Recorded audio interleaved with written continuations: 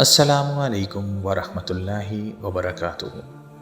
پچھلے ایپیسوڈ میں ہم نے سنا سلطان ایوبی نے خطبے میں خلیفہ کا نام ختم کرنے کا ارادہ کیا تھا، اس لیے اس نے اپنے مشیروں سے مشورہ طلب کیا۔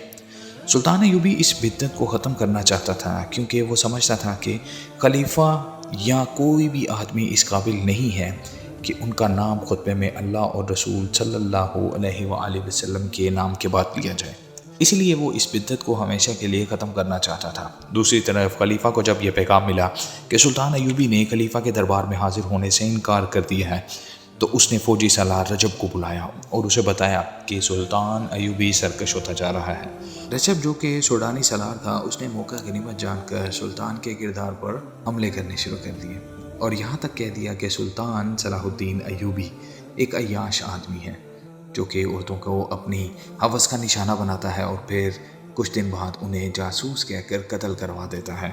اس وقت خلیفہ کے ساتھ ارارہ بھی موجود تھی جو کہ خلیفہ کو شراب پلا رہی تھی اور خلیفہ رجب کی باتوں میں شیشے کی طرح اترتا جا رہا تھا، اور آخری حملہ ارارہ نے یہ کہہ کر کہا کہ اس نے حرم کی 4 عورتوں کے ساتھ بھی زیادتی کی ہے، جس پر خلیفہ غصے سے بے قابو ہو گیا اور اس سے بدلہ لینے کے لیے تڑپنے لگا، اور اس نے کہا کہ ابھی سلطان ایوبی کو اپنے محل میں بلوا کر کوڑے لگوائے گا، جس پر رجب نے کہا بدلہ لینے کے لیے اور بھی طریقے ہیں، اور اس نے صلاح الدین ایوبی کے قتل کی صلاح تجویز کی۔ لیکن اس کام کو کرنے کی ہمت تو ان میں نہیں تھی۔ اس کام کو انجام دینے کے لیے حشیشین کو چنا گیا، اور اب آگے 2 روز بعد جمعہ تھا۔ قاہرہ کی جامع مسجد کے خطیب کو عیسیٰ القاہری فقیہ نے کہہ دیا تھا کہ خطبے میں خلیفہ کا نام نہ لیا جائے۔ یہ خطیب ترک تھے جن کا پورا نام تاریخ میں محفوظ نہیں ہے۔ وہ امیر العام کے نام سے مشہور تھے۔ اس دور کے دستاویزی ثبوت ایسے بھی ملے ہیں جن کے مطابق خطیب امیر العام نے کئی بار اس بدعت کو ختم کرنے کے عزم کا اظہار کیا تھا، اور یہ انہی کی کوششوں کا نتیجہ تھا کہ خلیفہ کے نام خطبے سے حذف کیا گیا۔ ایک روایت یہ بھی ہے کہ صلاح الدین ایوبی کو امیر العام نے ہی مشورہ دیا تھا کہ اس بدعت کے خاتمے کے احکام جاری کریں، اور 2 واقعہ نگار اس کا صحرا عیسیٰ القاہری فقیہ کے سر باندھتے ہیں۔ ہو سکتا ہے کہ یہ منصوبہ خطیب امیر العام اور مذہبی امور کے مشیر عیسیٰ القاہری فقیہ کے پیش نظر بھی ہو، لیکن صلاح الدین ایوبی کی گفتگو کی جو دستاویزات مل سکی ہیں ان سے پتہ چلتا ہے کہ یہ دلیرانہ اقتدام سلطان ایوبی کا ہی تھا۔ بہرحال اس میں کوئی شک نہیں رہتا کہ اس وقت سچے مسلمان موجود تھے۔ خطیب امیر العام نے خطبے میں خلیفہ کا نام نہ لیا۔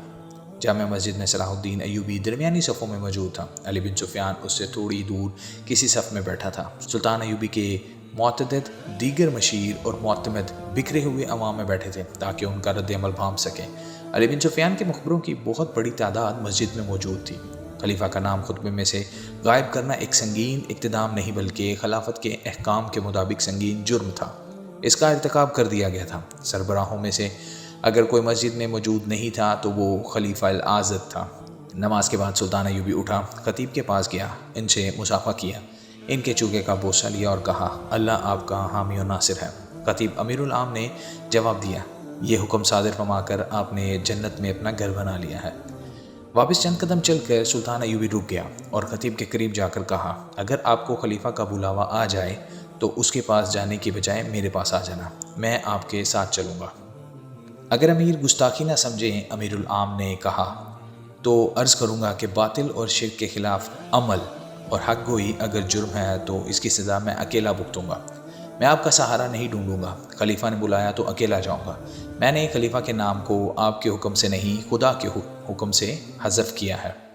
میں آپ کو مبارکباد پیش کرتا ہوں۔ شام کے بعد صلاح الدین ایوبی علی بن سفیان، بہاؤالدین شدت اور چند ایک اور مشیروں سے دن کی رپورٹیں لے رہا تھا۔ سارے شہر میں شہریوں کے بیس میں مخبر اور جاسوس پھیلا دیے گئے تھے جنہوں نے لوگوں کی رائے معلوم کر لی تھی۔ علی بن سفیان نے صلاح الدین ایوبی کو بتایا کہ کہیں سے بھی اسے ایسی اطلاع نہیں ملی جہاں کسی نے یہ کہا ہو کہ خطبے میں خلیفہ کا نام نہیں لیا گیا تھا۔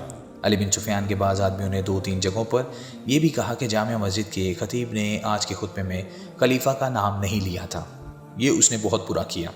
اس پر کچھ آدمی اس طرح حیران ہوئے جیسے انہیں معلوم ہی نہ ہو کہ خطبے میں خلیفہ کا نام بھی لیا گیا ہے یا نہیں۔ ان میں سے 4-5 نے اس قسم کے خیالات کا اظہار کیا کہ اس سے کیا فرق پڑتا ہے، خلیفہ خدا یا پیغمبر تو نہیں۔ ان اطلاعات سے سلطان ایوبی کو اطمینان ہو گیا کہ عوام کے جس رد عمل سے اسے ڈرایا گیا تھا اس کا کہیں بھی اظہار نہیں ہوا۔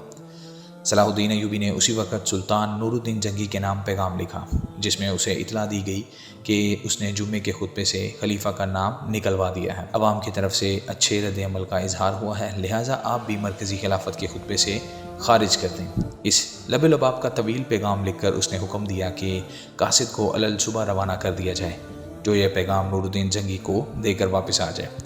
اس کے بعد اس نے علی بن سفیان سے کہا کہ خلیفہ کے محل میں جاسوسوں کو چکنا کر دیا جائے، وہاں کوئی بھی مشکوک حرکت ہو تو فوراً اطلاع دیں۔ رجب کو سلطان ایوبی جانتا تھا، اسے یہ بھی معلوم تھا کہ رجب خلیفہ کا نائب سالار ہے۔ سلطان ایوبی نے علی بن سفیان سے کہا کہ رجب کے ساتھ ایک آدمی سائے کی طرح لگا رہنا چاہیے۔ اس رات خلیفہ کی محفل عیش و طرب میں رجب نہیں تھا، وہ سلطان ایوبی کے قتل کا انتظام کرنے چلا گیا تھا۔ اسے حسن بن صباح کے حشیشین سے ملنا تھا۔ خلیفہ روزمرہ کی طرح باہر کی دنیا سے بے خبر اور ارارہ کے طرزماتی حسن اور ناز و اداؤں میں گم تھا۔ اسے کسی نے بتایا بھی نہیں تھا کہ خطبے میں اس کا نام حذف ہو چکا ہے۔ وہ خوش تھا کہ صلاح الدین ایوبی کے قتل کا انتظام ہونے والا ہے۔ ارارہ نے اسے جلدی سلانے اور بے ہوش کرنے کے لیے زیادہ شراب پلا دی تھی اور شراب میں سفوف ملا دیا تھا۔ اسے بوڑھے سے جلدی چھٹکارا حاصل کرنے کے لیے وہ یہی نسخہ استعمال کیا کرتی تھی۔ اسے سلا کر قندیلیں بجھا کر وہ کمرے سے نکل گئی۔ وہ اپنے مخصوص کمرے کی طرف جا ہی رہی تھی جس میں رجب رات کو چوری چھپے اس کے پاس آیا کرتا تھا۔ وہ کمرے میں داخل ہوئی تھی کہ پیچھے سے کسی نے اس پر کمبل پھینکا۔ اس کی آواز بھی نہ نکلنے پائی کہ اس کے منہ پر جہاں پہلے ہی کمبل لپیٹا گیا تھا ایک اور کپڑا باندھ دیا گیا۔ اسے کسی نے اپنے کندھوں پر ڈال لیا اور کمرے سے باہر نکل گیا۔ یہ دو آدمی تھے، محل کی بھول بھلائیوں اور چور راستوں سے واقف معلوم ہوتے تھے۔ وہ اندھیری سیڑھیوں پر چڑھ گئے، اوپر سے انہوں نے رسہ باندھ کر نیچے لٹکایا۔ لڑکی کو کندھوں پر ڈالے ہوئے وہ آدمی رسے سے نیچے اتر گئے۔ اس کے پیچھے دوسرا اترا اور دونوں اندھیروں میں غائب ہو گئے۔ کچھ دور 4 گھوڑے کھڑے تھے اور ان کے پاس 2 آدمی بیٹھے ہوئے تھے۔ انہوں نے اپنے ساتھیوں کو اندھیرے میں آتے دیکھا اور یہ بھی دیکھ لیا کہ ایک نے کندھے پر کچھ اٹھا رکھا ہے۔ وہ گھوڑوں کو آگے لے گئے، سب گھوڑوں پر سوار ہو گئے۔ ایک سوار نے لڑکی کو اپنے آگے ڈال لیا۔ ان میں سے کسی نے کہا، گھوڑوں کو بھی ابھی دوڑانا نہیں، ٹاپو سارے شہر کو جگا دیں گے۔ گھوڑے آہستہ آہستہ چلتے گئے اور شہر سے نکل گئے۔ یہ صلاح الدین ایوبی کا کام ہے، امیر مصر کے سوا ایسی جرت اور کوئی نہیں کر سکتا، اس کے سوا اور ہو ہی کون سکتا ہے۔ قصر خلافت میں یہی شور و غوغا بپا تھا کہ ارارہ کو صلاح الدین ایوبی نے اغوا کرایا ہے۔ رجب واپس آ گیا تھا، محل کے کونے کونے کی تلاشی لی جا چکی تھی۔ محافظ دستہ کمانداروں کے عتاب کا نشانہ بنا ہوا تھا۔ خود کماندار بھی سپاہیوں کی طرح تھر تھر کانپ رہے تھے۔ ایک لڑکی کا اغوا معمولی واردات نہیں تھی، اور لڑکی بھی ایسی جسے خلیفہ حرم کا ہیرا سمجھتا تھا۔ محل کے پچھلے حصے ایک رسہ لٹک رہا تھا، زمین پر پاؤں کے نشان تھے جو تھوڑی دور جا کر گھوڑوں کے نشانات میں ختم ہو گئے۔ ان سے یہ ثبوت مل گیا تھا کہ لڑکی کو رسے سے اتارا گیا ہے۔ اس شک کا اظہار بھی کیا گیا کہ لڑکی اپنی مرضی سے کسی کے ساتھ گئی ہے۔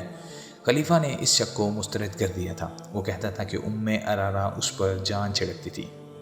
یہ صلاح الدین ایوبی کا کام ہے، رجب نے العازد سے کہا۔ قصر خلافت میں ہر کسی کی زبان پر یہی لفظ ہے کہ اس کے سوا اور کوئی بھی ایسی جرت نہیں کر سکتا۔ ہر کسی کے کانوں میں یہ الفاظ رجب نے ہی ڈالے تھے۔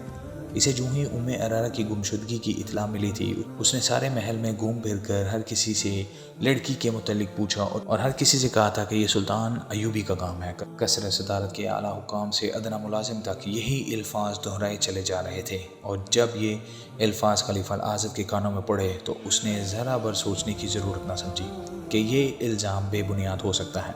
اس کے کانوں میں یہ تو پہلے ہی ڈالا جا چکا تھا کہ سلطان ایوبی عورتوں کا شیدائی ہے۔ ارارہ نے اسے یہ بتایا تھا کہ صلاح الدین ایوبی حرم کی 4 لڑکیوں کو خراب کر چکا ہے۔ خلیفہ نے اسی وقت اپنے خصوصی قاصد کو بلایا اور اسے کہا کہ امیر مصر کے پاس جاؤ اور اسے کہو کہ پردے میں لڑکی واپس کر دو، میں کوئی کارروائی نہیں کروں گا۔ جس وقت خلیفہ قاصد کو یہ پیغام دے رہا تھا، اس وقت قاہرہ سے 10-12 میل دور 3 چھتر سوار قاہرہ کی طرف آ رہے تھے۔ وہ مصر کی فوج کے گشتی سنتری تھے۔ مصر کے سیاسی حالات چونکہ اچھے نہیں تھے، جاسوسوں اور تحریف کاروں کی سرگرمیاں رکنے کے بجائے بڑھتی جا رہی تھیں۔ سلطان ایوبی کو اچھی طرح معلوم تھا کہ ملک میں غداری اور بغاوت کی چنگاریاں بھی سلگ رہی ہیں۔ اس سوڈانی فوج کی طرف سے جسے اس نے برطرف کر دیا تھا، خطرہ پوری طرح ٹلا نہیں تھا۔ اس فوج کے کماندار، عہدیدار اور سپاہی تجربہ کار عسکری تھے۔ किसी भी वक्त मुल्क के लिए ख़तरा बन सकते थे। सबसे बड़ा ख़तरा तो ये था कि सुल्तान अयूबी के मुखालिफिन ने सलेबियों से दोस्ताना कर रखा था। उनके जासूसों को वो पनाह, अड्डा और मदद मुहैया करते थे। इन खतरात के पेश नज़र दारुल हुकूमत से बहुत दूर दूर और हर तरफ फ़ौज के चंद एक दस्ते रखे गए थे। इनके गश्ती संतरी दिन रात सहराओं और टेलों टुकरियों के इलाकों में घोड़ों और ऊँटों पर गश्त करते रहते थे ताकि आने वाले ख़तरे की इतला कबल अज़ वक्त दी जा सके। वो 3 छतर सवार उन्हीं दस्तों की गश्ती संतरी थे। वो अपने ज़िम्मेदारी के इलाके में गश्त करके वापस आ रहे थे। आगे मिट्टी और पत्थरों की पहाड़ियों की चट्टानों का वसी इलाका था। वो एक वादी में से गुजर रहे थे। उन्हें किसी औरत की आह जारी सुनाई दी। मर्दाना आवाज़ें भी सुनाई दी। इनसे साफ पता चलता था कि लड़की पर ज़बरदस्ती की जा रही है। एक छतर सवार उतरा और उस चट्टान पर चढ़ गया जिसकी दूसरी तरफ से आवाज़ें आ रही थी। उसने छुप कर देखा, उधर 4 घोड़े खड़े थे, 4 आदमी भी थे, चारों सूडानी हबशी थे। एक बड़ी ही खूबसूरत लड़की थी जो दौड़ी जा रही थी। एक हबशी ने उसे पकड़ लिया, उसे बाजू में दबोच कर उठा लिया और उसे अपने साथियों के दरमियान खड़ा करके उसके सामने घुटनों के बल हो गया। उसने अपने सीने पर हाथ बांध कर कहा, तुम मुकद्दस लड़की हो, अपने आप को तकलीफ़ में डालकर हमें गुनहगार ना करो। देवताओं का कहर हमें जला डालेगा या हमें पत्थर बना देगा। मैं मुसलमान हूँ, लड़की ने चिल्ला कर कहा, तुम्हारे देवताओं पर लानत भेजती हूँ, मुझे छोड़ दो वरना मैं तुम सबको खलीफा के कुत्तों से बोटी बोटी करा दूंगी। तुम अब खलीफा की मलकियत नहीं, एक हबशी ने इसे कहा। अब तुम उस देवता की मलकियत हो जिसके हाथ में आसमान की बिजलियों का कहर, नागों का जहर और शेरों की ताकत है। उसने तुम्हें पसंद कर लिया है। अब जो कोई तुम्हें उसे छीनने की कोशिश करेगा उसे सहरा की रेत जला कर राख कर देगी। एक हबशी ने दूसरे से कहा, मैंने तुम्हें कहा था कि यहाँ ना रुको, मगर तुम आराम करना चाहते थे। इसे बांध कर ले चलते हैं और शाम से पहले पहले मंजिल पर पहुँच जाते हैं। क्या हमारे घोड़े थक नहीं गए थे? हबशी ने जवाब दिया, हम सारी रात के जागे हुए नहीं थे, इसे फिर बांध लो और चलो। उसने लड़की को दबोच लिया। अचानक उसकी पीठ में एक तीर उतर गया। उसकी गिरफ्त लड़की से ढीली हो गई। लड़की उसे धक्का मारकर भागने लगी तो दूसरे आदमी ने उसे पकड़ कर घसीटा और घोड़ों की ओट में हो गया। एक और तीर आया जो एक आदमी की गर्दन में लगा। वो आदमी बुरी तरह तड़पने लगा। जिस आदमी ने लड़की को पकड़ा था वो घोड़े की बाँग पकड़कर लड़की और घोड़े को नशेबी जगह ले गया जो बिल्कुल करीब थी। एक हबशी और भी रह गया था, वो भी दौड़कर नशेब में उतर गया। ये तीर उस छतर सवार संतरी ने चलाए थे जो चट्टान पर चढ़ गया था। उसने बाद में जो बयान दिया उसमें उसने कहा था कि वो देवताओं के नाम से डर गया था। लेकिन लड़की ने जब ये कहा कि मैं मुसलमान हूँ और मैं देवताओं पर लानत भेजती हूँ तो संतरी का ईमान बेदार हो गया। लड़की ने जब खलीफा का नाम लिया तो संतरी समझ गया कि ये हरम की लड़की है। इसका लिबास, उसकी शक्ल सूरत और उसकी ढील डोल बता रही थी कि ये मामूली दर्जे की लड़की नहीं है। उसे अगवा किया जा रहा है और उसे सूडान में ले जाकर फ़रोख्त किया जाएगा। संतरी को ये मालूम था कि थोड़े दिनों बाद सूडानी हबशियों का एक मेला लगने वाला है जिसमें लड़कियों की खरीदो फरोख्त होती है। फ़ौज को सुल्तान अयूबी ने यह हुक्म दे रखा था कि औरत की इज्जत की हिफाजत की जाए। एक औरत की इज्जत को बचाने के लिए 1 दर्जन आदमियों के कत्ल की भी इजाज़त थी। संतरी ने यह सारी बातें सामने रखकर फैसला कर लिया कि इस लड़की को बचाना है। उसने 2 तीर चलाए और 2 हबशी मार डाले। इसने गलती ये की कि बाकी 2 हबशियों को पकड़ने के लिए नीचे उतर आया। अपने ऊँट पर सवार हुआ, अपने साथियों को बताया कि बुर्दा फरोशों का ताक़ुब करना है। वो तीनों ऊँटों को दौड़ाते दूसरी तरफ गए मगर उन्हें चट्टान का चक्कर काट कर जाना पड़ा। उसने ये भी ना सोचा कि ऊँट घोड़े का ताक़ुब नहीं कर सकता। इन तीनों में से तीर कमान सिर्फ उसी संतरी के पास था, बाकी 2 के पास बर्छियाँ और तलवारें थीं। वो उस जगह पहुंचे जहां लड़की और हबशियों को देखा गया था तो वहां 2 लाशों के सिवा कुछ भी ना था। सूडानी हबशी लड़की को भी ले गए थे और अपने मरे हुए साथियों के घोड़ों को भी। छतर सवारों ने ताक़ुब में ऊँट दौड़ाए लेकिन वो टेलों और चट्टानों का इलाका था। रास्ता घूमता और मुड़ता था। उन्हें भागते घोड़ों के टापू सुनाई दे रहे थे जो दूर हटते गए और खामोश होते गए। छतर सवारों ने दोनों लाशें ऊँटों पर लादी और वापस आ गए। उन्हें मालूम था कि ये लाशें किसकी हैं। ये आम किस्म के बुर्दा फरोश की भी हो सकती थी। उन्हें उठा लाना ज़रूरी नहीं था लेकिन लड़की खलीफा की मालूम होती थी, इसलिए लाशें उठाना ज़रूरी समझा गया ताकि ये मालूम हो सके कि अगवा करने वाले कौन हैं।